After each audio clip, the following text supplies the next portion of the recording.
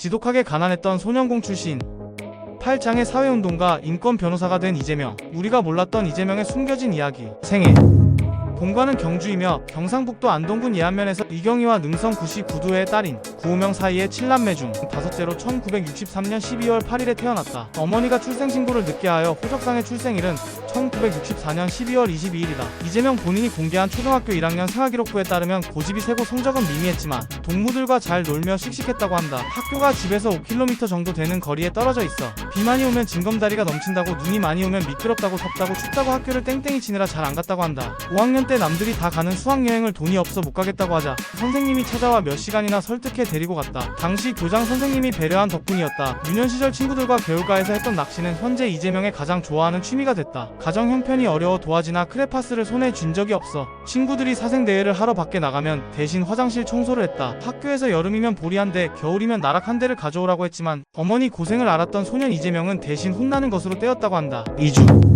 1977년 2월 초등학교 졸업과 동시에 경기도 성남시로 이주했다. 가정 형편이 어려웠던 다른 빈민 가구의 아이들처럼 소년 이재명도 중학교 대신 가내수공업 목걸이 공장으로 향했다. 하지만 회사에 문제가 생겨 몇천원 정도의 월급을 떼이고 난 뒤 사업자 등록이 되어 있는 동마고무라는 곳으로 옮겼다. 법적으로 노동을 할 수 있는 나이가 아니어서 여러 가명으로 공장을 전전하기도 했다. 동마고무에서 손가락을 다치는 첫 산업재해를 당했다. 소년공 이재명은 동마고무를 나와 다음 직장인 대양실업으로 들어간다. 여기서 프레스에 손목이 눌려 관절이 으스러지는 두 번째 산업재해를 당했다. 당시 공장은 사고가 빈번해서 주변 사람들은 다들 이 정도면 다행이라고 다독였다. 그 말에 병원도 찾지 않고 아픈 팔로 계속 일을 했다. 하지만 16살 무렵 키가 15cm 자라면서 손목과 팔의 뼈도 자라면서 문제가 심각해졌다. 부러진 뼈가 다른 뼈의 성장 속도를 따라가지 못하면서 팔이 비틀어졌고 관절이 으스러진 부분에 성장판이 깨지고 만 것이다. 결국 이후 장애인 6급 판정을 받아 병역 면제 판정을 받게 되었다. 대학 실업에 다니던 중 교복을 입고 등교하는 여자아이들 무리와 마주친 이후 공부하고 싶다라는 생각을 하게 되었다고 한다. 그 이후 검정고시 학원에 등록했다. 이 과정에서 검정고시 학원 선생님의 배려를 받았다. 이재명이 돈이 없어 더 이상 학원에 나오지 못한다고 말하자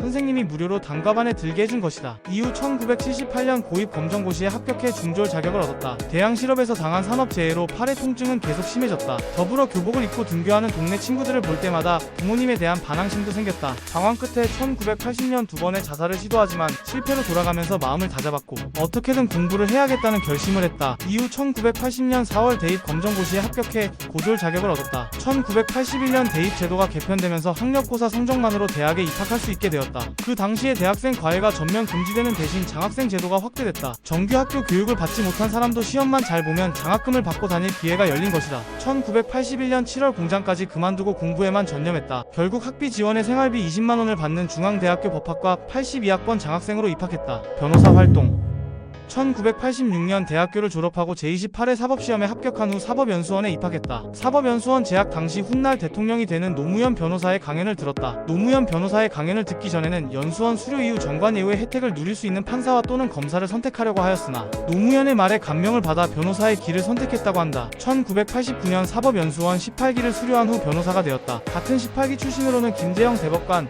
민유숙 대법관, 문영배 헌법재판관, 문무일 전 검찰총장, 이석수 전 국가정보원 기획조정실장, 김진태 강원도지사, 정성호 더불어민주당 의원 등이 있다. 변호사 개혁 변호사 사무소를 개업한 후 인천시와 광주시의 노동상담소장과 민주사회를 위한 변호사 모임에서 활동했다. 1995년에는 성남시민모임 창립 구성원으로 시민운동도 시작했다. 이후 분당 백궁정자지구 용도 변경 특혜 의혹을 제기하고 분당 파크뷰 특혜 분양 사건을 파헤쳤다. 성남에 있던 종합병원 두 곳이 폐업하자 이재명은 성남시립병원 설립추진위원회 공동대표로 활동하며 성남시민들과 함께 성남시립병원 설립운동을 시작했다. 하지만 당시 한나라당이 장악한 시의회는 최초의 주민발의 조례를 단 47초 만에 날치기로 부결해버렸다. 이에 이재명은 방청하던 시민들과 함께 항의하다가 특수공무집행방해 죄로 수배됐다. 이후 이재명은 사회운동만으로는 세상을 바꿀 수 없다는 것을 깨닫고 정치에 입문하기로 마음먹었다고 한다. 이렇게 해서 지금까지 이재명 대표의 생애에서 변호사 삶에 대해 알아보았는데요. 정치인으로의 삶에 대해서는 다음 영상을 통해 알아보도록 하겠습니다.